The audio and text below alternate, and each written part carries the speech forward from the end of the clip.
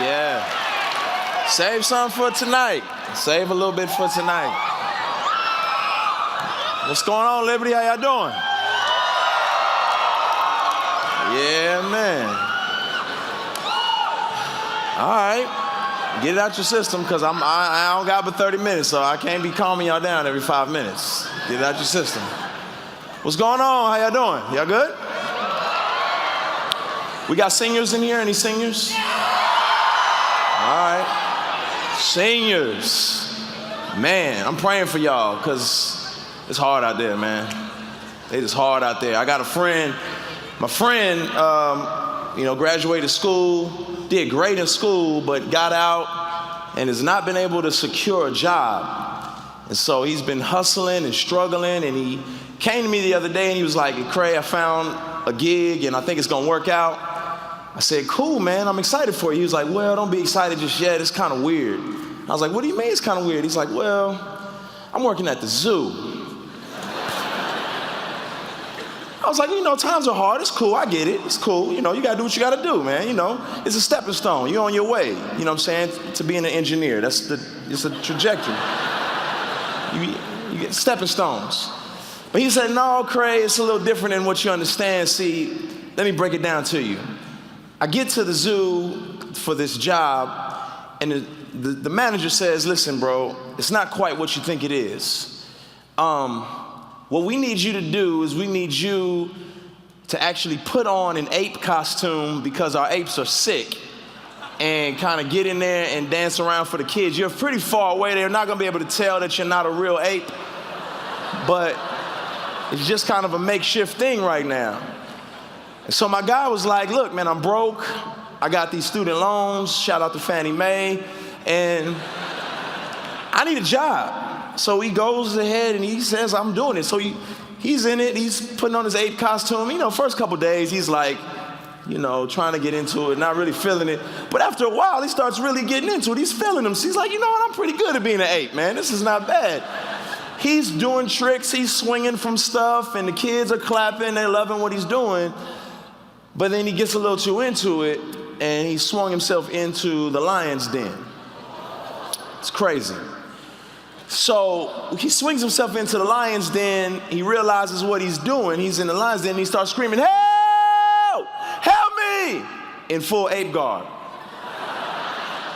So that was weird. And then he really freaked out, because a lion started running toward him. And he's screaming louder, please, please help me. And the lion said, man, if you don't shut up, we both gonna lose our jobs, man.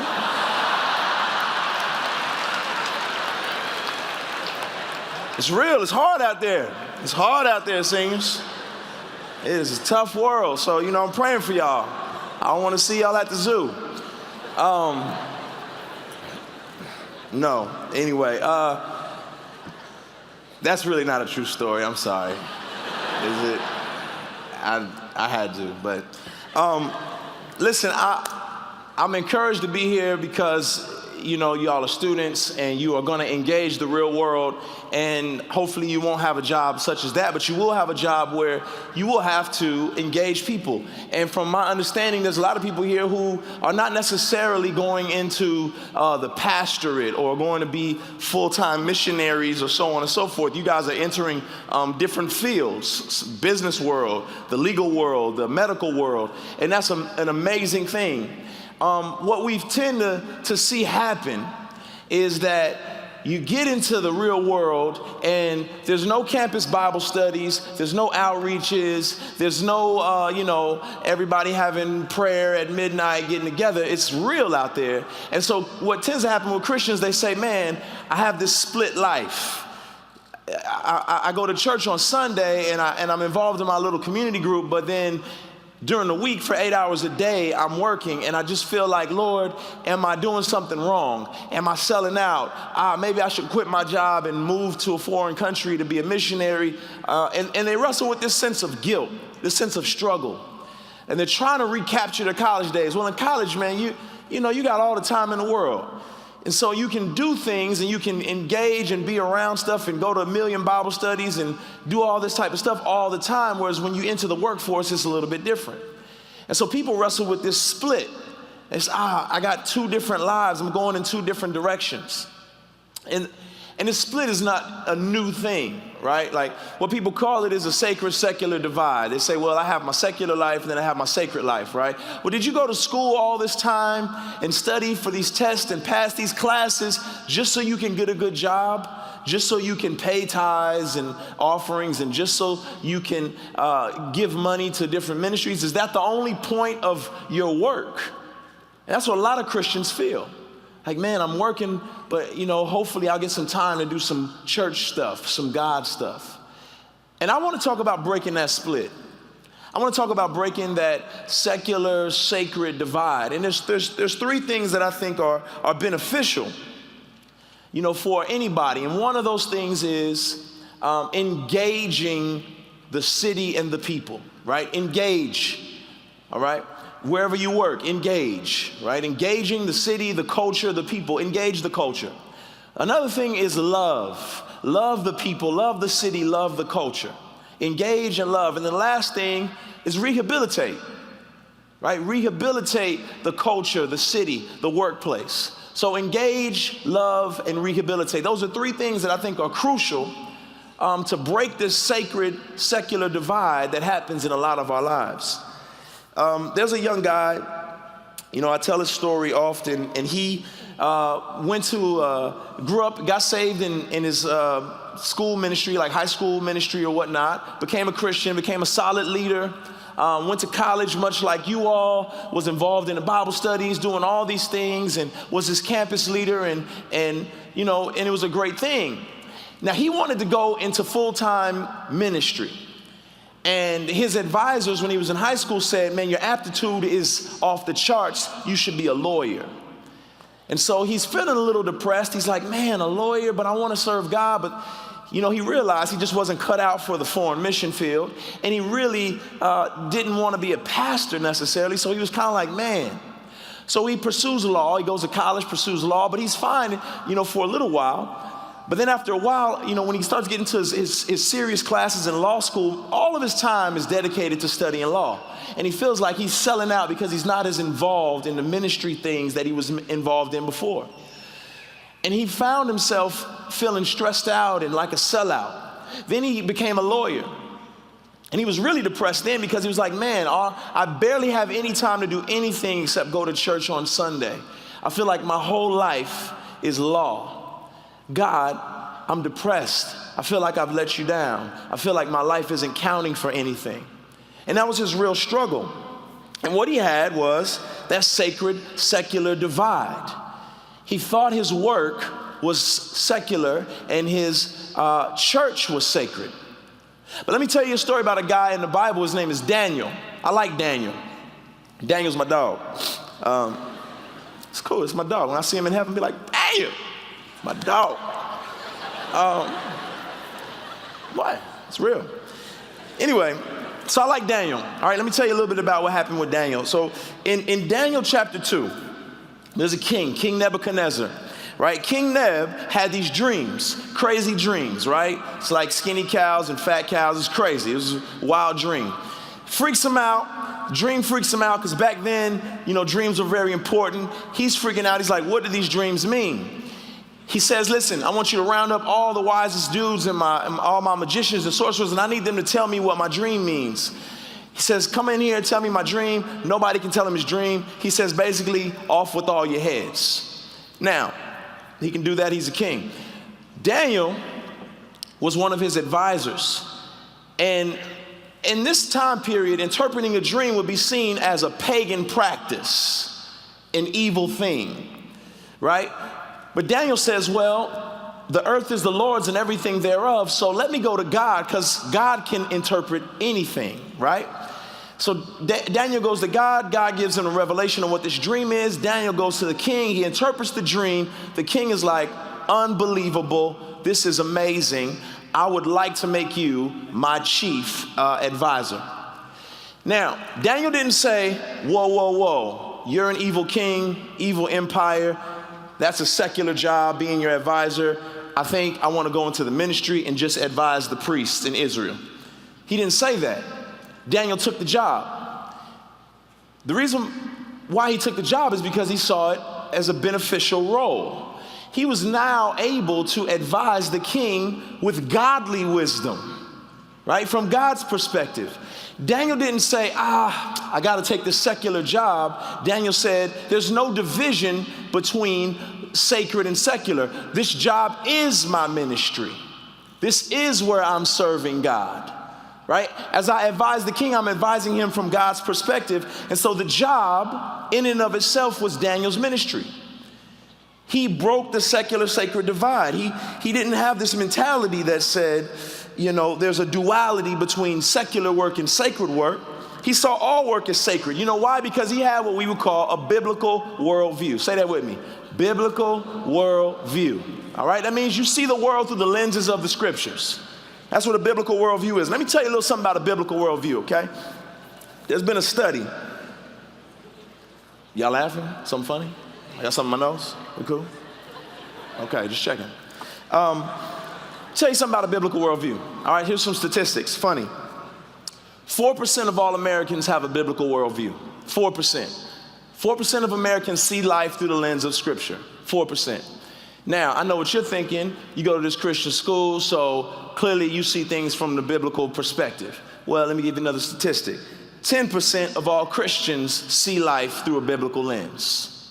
It's real rap. 38% of American adults believe the Bible, including the Old Testament, was written decades after Jesus died. 33% did not know Isaiah was in the Old Testament. 49% believe the Bible teaches that money is the root of all evil. Some of you are like, it is, right? That's what it says. No, it says the love of money. Just read it. 12%, this is my favorite statistic. 12% believe that Joan of Arc was Noah's wife.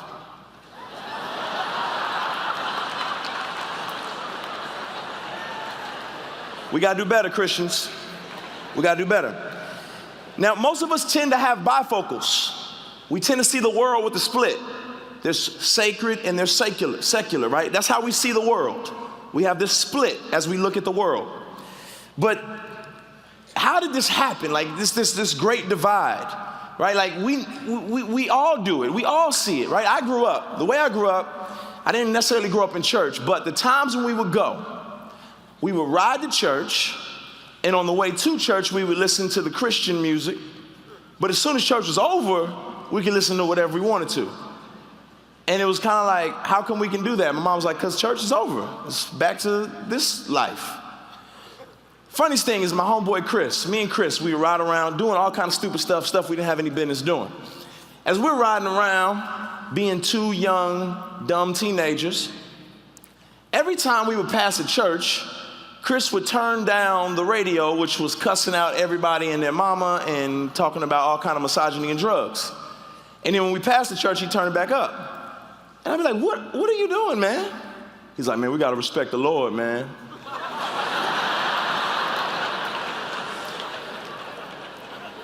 So apparently God only cares about this part of his world. He doesn't care about any other parts of the street, just the part of the street where the church is at. But that's this divide that we had. I remember being in church with guys and something would slip out of their mouth, a cuss word or something, like, man, come on, man, we in church, man. Don't say that. And this mentality has run rampant with us that there's a place for that and there's a place for this. Non-believers picked it up from us. Don't respect the house of the Lord. Well, the earth is the Lord's and everything thereof. Respect the earth of the Lord, right? That's how Daniel saw the world. So what we don't understand is that we live fragmented lives, right? Church and family rarely speak to our work and our public life. I'll be one way here and another way there. We're just doing religious things, and that's what the world is doing as well. They're following our pattern of religion. They want to clean themselves up because they think that'll get them to God instead of understanding everything belongs to God. It's not about don't do this here and don't do that there. And so what a lot of us fail to realize is that Christianity is total truth. It's not just religious truth. Most Christians think Christianity is the truth about salvation and sanctification. We don't realize Christianity is the truth about everything.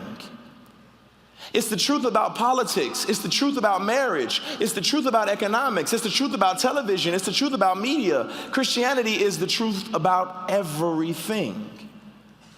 And so we've limited things to certain categories. We say, oh, this is this and this is that. This is secular, this is sacred. Instead of saying, wait a minute, God, doesn't everything belong to you? And aren't we here as a product of redemption to go out and redeem culture and redeem things? Not saying we're going to make this world a utopian place, but I am saying we're here to demonstrate the power of Jesus in our lives in the culture. And so what I want to talk about is just a couple things real quick. There's the good, there's the bad, and there's the redeemable. Right? Let's talk about the good. What is good? Right? This whole great divide, it came about when the Greeks thought that matter, stuff like this microphone, was evil because it pre-existed God. And instead of understanding that God is the creator, like I said, Psalm 24, the earth is the Lord's and everything it contains. So nothing is inherently evil, right? Humanity is evil. We're the ones that mess up stuff. And so Genesis 1 repeats over and over again, God made it and it is good. God made it and it is good. God made it and it is good. So things are good. Paul in 1 Timothy 4:4, everything created by God is good and nothing is to be rejected if received with thanksgiving. It is good. Dancing is, thank you. Movies are, that's right. And any married people in here know sex is good, right? These are good, but we've demonized them in culture. We've said, oh, no, those are bad. Those are bad things, right? We've even gone on so far to say secular is bad. Secular is just the absence of an overt religious thing, right? Like an insurance jingle is secular, right? But it doesn't mean it's bad. And we've said that things that are spiritual and religious are good. Well, that's not always the case. There are some people that worship cows. It doesn't mean it's good. If your religion is to worship cows, it's not a good. So, right, these things are good. And that's what Daniel was saying. He was saying, you know what? Dreams are good. Dream interpretation is good. It's been used for evil practices, but it belongs to God, and so we're going to take it back. And God, let's interpret dreams for your glory instead of doing it for the glory of man. So when you get a job, you say, Lord, let me do this for your glory. This job is good, right? That this very same lawyer that I was talking about earlier began to understand, wait a minute, law is good. And all this time I'm spending in law, I can really begin to change the face of what law looks like. I can be a lawyer that tells the truth. When people want to get divorced, I can step in the gap and try to help them understand that they've made a covenant before God. Right? Like, I can use this as my ministry in so many ways. I don't have to have this split and say, well, this is my secular job, but here's my ministry job. I can see everything that I'm doing as honorable to the Lord and good. Well, what's bad then, Lecrae? Some stuff has got to be bad. Well, let me explain. When creation fell, it's because humanity fell. It's not like the earth lied. It wasn't like the trees ate the fruit and was like, oh, sorry, Adam, we messed it up for you, bro. Adam did it. Humanity fell. So we're bad. It's called the consequence of authority. If I don't clean my house and I don't brush my teeth and I don't wear deodorant, it's nobody's fault but mine, right? I messed up. So when you look at my house and you're like, that's haunted. No, it's not. It's just I haven't touched it in 6 years. The house isn't bad. It's a consequence of authority. I was in charge and I jacked it up. Humanity is bad. Humanity's hearts are fallen. It's not the music that's the problem. It's the heart of the person that is creating the music. So let's not demonize the music in and of itself. Let's not demonize movies in and of themselves. It all goes back to the heart of man. That's what's bad. Right? What we like to do is we like to demonize things. I was wearing a skull on my shirt one day, and this kid was like, Lecrae, you're in the Illuminati. I knew it. I knew it. They got you. And I was like, why do you say that? He said, you're wearing a skull on your shirt. That's evil. I was like, it is? Because I got a skull in my head. I hope that was not evil.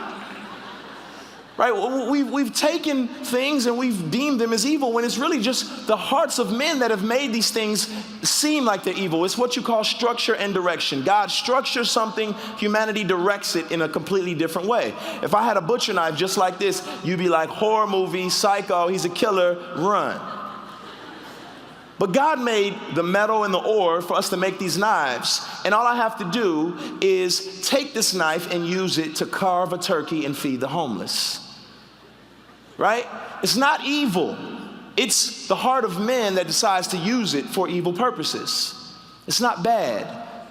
Your job in the real world does not necessarily have to be bad. How are you going to have a redeemed heart and enter into that field and redeem and rehabilitate the culture around you? That's the challenge. That's the struggle. And so, again, like I said, it's the consequence of authority. Well, what's redeemable, right? Like, obviously, some stuff we have to reject. Like, you don't just say, oh, you can redeem anything, if that's the case, right? Like, no, obviously, there's some things we have to reject, right? Prostitution, right? Prostitution isn't something we redeem, but what we have seen is that a sinful heart has directed a gift of love and physical intimacy and used it for an evil purpose. And so the redeemed picture of what's happening there is a marriage where two people have intimacy. So we don't go out and say, man, we're going to be prostitutes for Jesus. No, that's not what I'm saying. There's some stuff you reject, but you have to ultimately look at what did God create and how is this being directed by the hearts of humanity in a way that's evil. Right? God gave us the intellect and the mindset to do all these things, to make movies, to be doctors, but we use them in ways that either don't glorify him or do glorify him. And my challenge to you is that you would use your vocations to glorify God. And so how does it look? Well, this is what Genesis tells you. He says, be fruitful and multiply. What does it mean to be fruitful and multiply? It doesn't mean just have a bunch of kids. I got 3, but it's cool. Be fruitful, have families, build churches, build schools, build cities, start governments. That's what being fruitful means. And subdue the earth. What does it mean to subdue the earth? That means harness the natural world. Take control of the resources that are in front of you, right? It's planting crops. It's building things. It's designing computers. It's composing music. And it's doing it in such a way that it honors God and it glorifies God. It doesn't mean that you put a cross on your computer software so people will know you love Jesus. It means you just do a great job at it so it can serve people, and that glorifies God. It doesn't mean that every song you write is going to have the gospel spelled out. It just means that you're going to operate from a Christian perspective and paint a picture that honors God. You're going to tell the truth about it. Right? So redeem things. And again, I'm going to just go back to what I said initially. If you want to really practice this, you have to engage people, engage culture. You have to love people, love culture, and you have to rehabilitate. You got to see yourself as a rehabilitator. All right, in terms of engaging, right, this is loving the people around you, loving the language and understanding it. I grew up loving hip hop, and when I became a Christian, I didn't know any Christianese. A lady asked me, are you saved? I was like, what the heck are you talking about? Saved? What does this mean? Saved? I saved the game on the video game. I don't know what you're talking about. And I didn't understand. And so I became a Christian, and here I am with my tattoos and my earrings and my love for hip hop, but I love Jesus now. And it wasn't that some guy who was just like me, who was like, yo, what's about Jesus, son? That's not what happened. It was a blonde-haired, blue-eyed guy from Kentucky who said, I don't know anything about you, but I know Jesus, and I want to learn you and understand where you're coming from. This brother sat and watched Boys in the Hood and Menace to Society with me one day just to understand what in the world was going on with me. That's engaging. He was engaging me. He was understanding where I came from. He wasn't just saying, I can't do it. Right? He didn't have to do that. Loving the people around you, right? This is not being disgusted with your city or the stuff you see and saying, it's saying, man, I love these people and I want to reach them. I love these people at my job and I want to help. It's not, when Paul walked in the book of Acts, when he walked through the city, he said his spirit was provoked by the sin. And he was moved to do something about it. And that's what I would hope you would do. As you enter the workforce, your spirit may be provoked, but you're moved to do something about it. Doesn't mean coming to your office, putting a Bible on the table, and wearing a t-shirt that says, ask me about Jesus every day. All right? I'm not saying that's wrong. I'm just saying, like, that's the extent of what we think engaging looks like. I'm talking about being helpful. I'm talking about doing your job well. I'm talking about loving people. I'm talking about engaging them, asking them questions, getting to know where they're from, getting to know what they love, enjoying stuff that they enjoy, reading the books that they read, even if you're like, I don't like this book, but understanding why. At least read the book review. Never read 50 Shades of Grey, read the review and know enough to know y'all shouldn't be reading that book. I don't think it's good. This is what I'm saying. It's my opinion. It's my opinion. So, I got the mic, you don't. I can say what I want to say. Just saying. And then rehabilitating, man. God gives us this cultural mandate to subdue the earth. We're called to build this alternative city.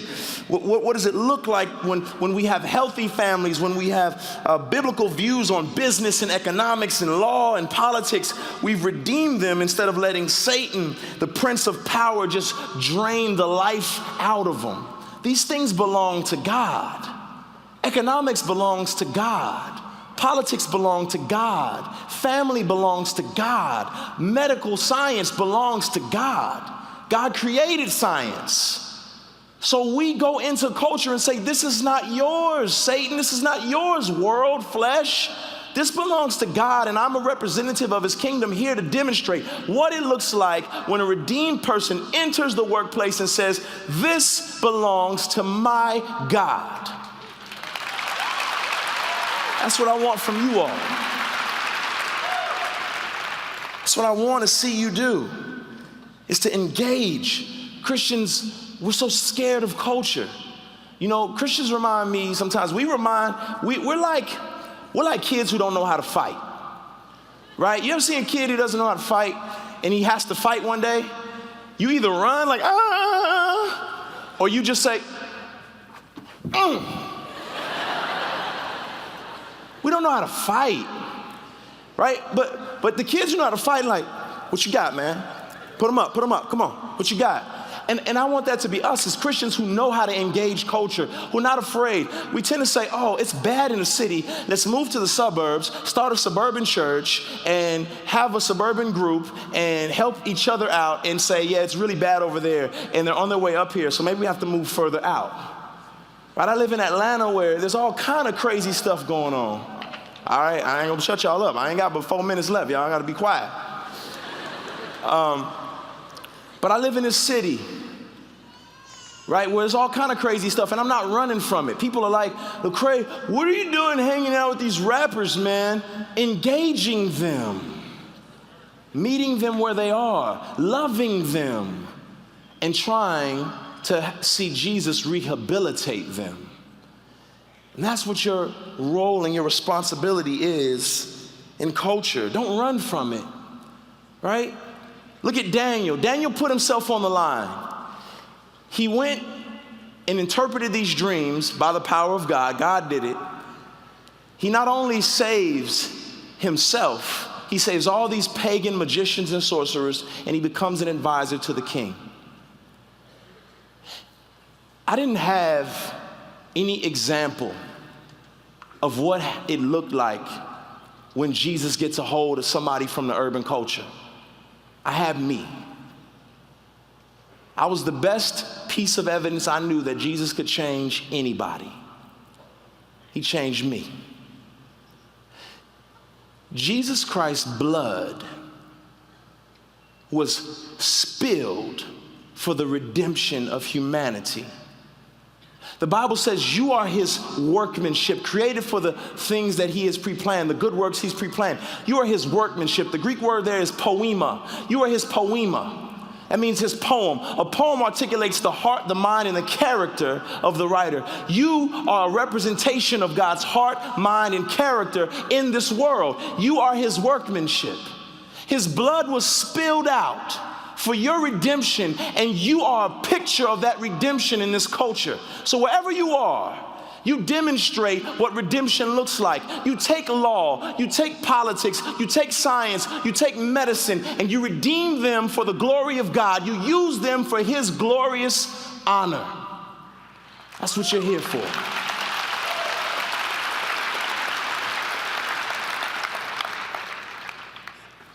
His blood purchased this world, and it belongs to him.